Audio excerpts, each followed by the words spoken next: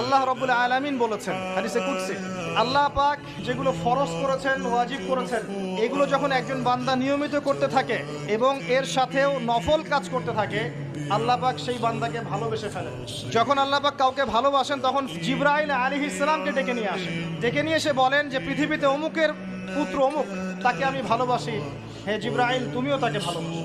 এরপর জিবরাইল আলাইহিস সালাম তাকে ভালোবাসতে থাকেন এবং অন্যান্য মালায়েকাদেরকে ডেকে জিবরাইল আলাইহিস সালাম বলেন, আল্লাহ অমুককে ভালোবাসেন, আমিও তাকে ভালোবাসি, তোমরা সবাই তাকে ভালোবাসো।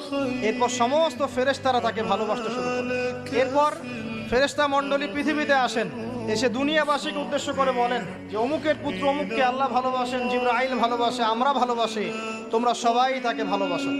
এরপর দুনিয়ার মানুষদের কাছে তার মর্যাদা বাড়িয়ে দেওয়া হয়, তার দিকে মানুষের মনকে ঘুরিয়ে দেওয়া হয় এবং তার প্রতি মানুষের ভালোবাসা সৃষ্টি করে দেওয়া হয়।